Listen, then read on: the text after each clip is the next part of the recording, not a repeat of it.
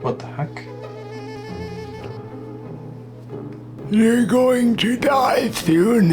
What? I'm you in the future, and you're going to die. Unless you use the tool I sent you. A tool? Check your fish tank. How did that guy get in there? Not the fish, you idiot.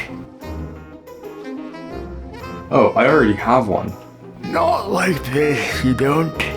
I don't know what version exists in your timeline.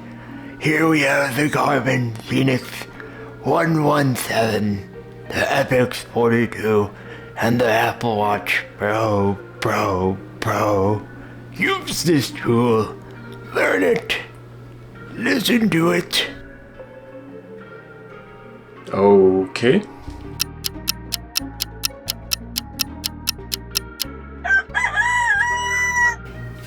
Maybe I should do a video on it. What the hell am I going to say? I need to script something.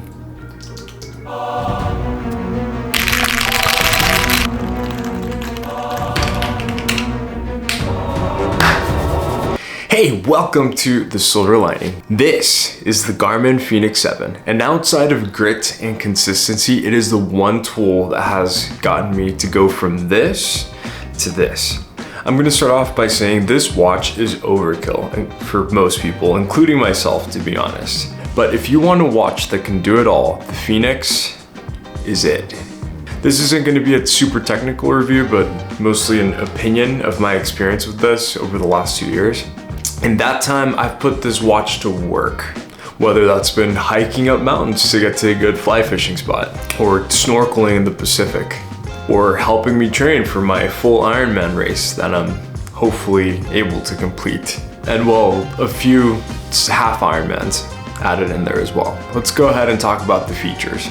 There's so much to say here. The fitness tracking ability that this thing has is insane. And not even for the common things like running or cycling, whatever, those are common. Like paddleboarding, golf, skiing, it can do it all. If you're very data driven, you cannot go wrong. Here's the stats page for a swim that I did. And I mean, you can see everything: total strokes, average stroke rate, average pace, average moving pace, best pace, average speed, and the list just keeps going on and on. This applies to other sport profiles as well. So just depending on what you're doing, you will get all that information.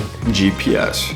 The GPS on this thing is insanely accurate. This ensures that you're getting proper tracking data for your workouts. For example, here's a map of me running around a track, and I had to cut from the outer lanes to the inner lanes because there were some people there.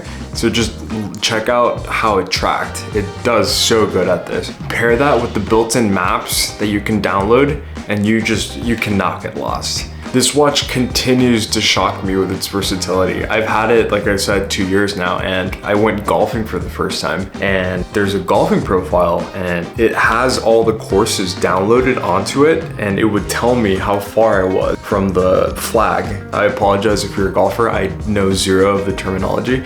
Wear and tear. So I've had this watch a little bit over 2 years now, and it has held up really well. This particular model is the Fenix 7 Sapphire Solar, so I do have the sapphire glass on it, and well, over the years I've banged the crap out of it, but you can see that the glass is still pristine. The titanium body has also held up relatively well. You can see it does have a few scuffs, but I like it. It adds character. After all, you're supposed to use this thing. Negative. There are 2 negative things I can say about this watch. The first one, it's how it feels when you're sleeping. I wear this to sleep. Literally, it's on my wrist all the time. You can look at that as proof. But I tried the Whoop strap. The Whoop strap is very light. You really don't notice that it's there.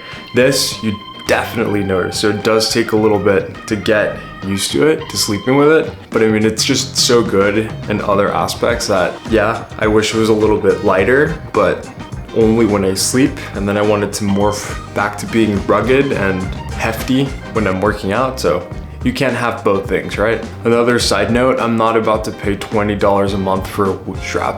I hate subscriptions, and this does not have one. The second thing is more of a software thing. I came from an Apple Watch, and I actually used Apple Pay a lot on the Apple Watch. This does have Garmin Pay, just doesn't work everywhere.